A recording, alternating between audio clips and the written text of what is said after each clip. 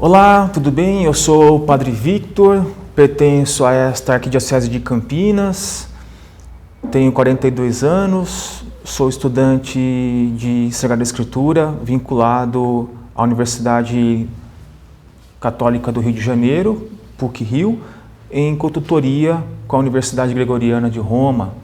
Começamos então uma série de vídeos explicativos sobre a Sagrada Escritura. Hoje, iniciando esses vídeos, eu vou tratar um pouquinho sobre a importância da Sagrada Escritura e também sobre o fundamentalismo. O que é o fundamentalismo? De antemão, qual é a importância da Sagrada Escritura, da Bíblia, para o nosso tempo? Qual é ainda a serventia da Sacra Página para a nossa época? Por que precisamos ainda hoje conhecer e estudar a Sagrada Escritura, a Bíblia?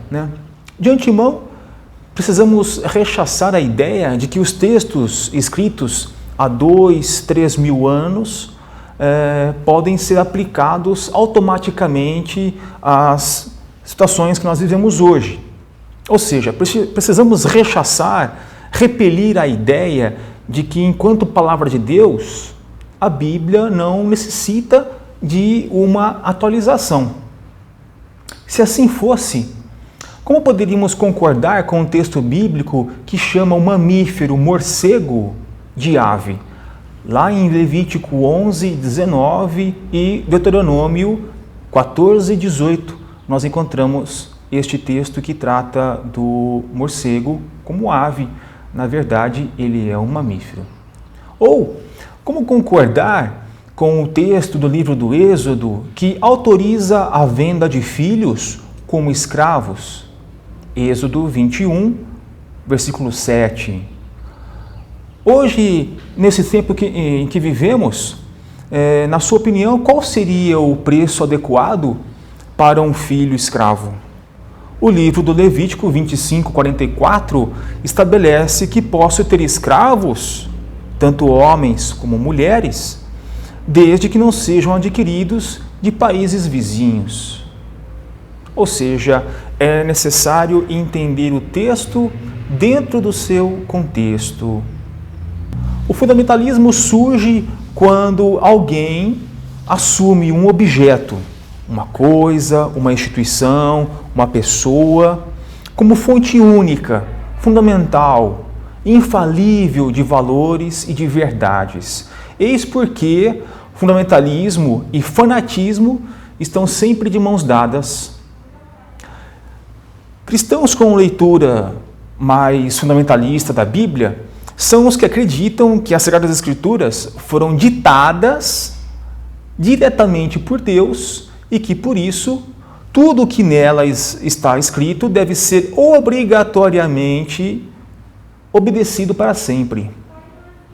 Ou seja, precisamos entender que os textos bíblicos não têm uma pretensão científica, mas teológico-catequética. É extremamente errado perguntar se tal ou tal passagem aconteceu do modo como está narrada. A melhor pergunta a se fazer ao texto bíblico é: que atitude você, texto, me pede a assumir para a minha vida? Qual o seu objetivo em mostrar essa narrativa dessa forma e não de outra? Que propósitos você, texto, autor sagrado, me impulsiona a tomar, revelando tal fato dessa maneira? Em 93, século passado, a Igreja Católica lançou um documento chamado de A Interpretação Bíblica na Igreja, onde indica os caminhos que devem ser tomados para uma correta interpretação. Lá o veredito é claro: a Igreja Católica condena somente a leitura fundamentalista da Bíblia.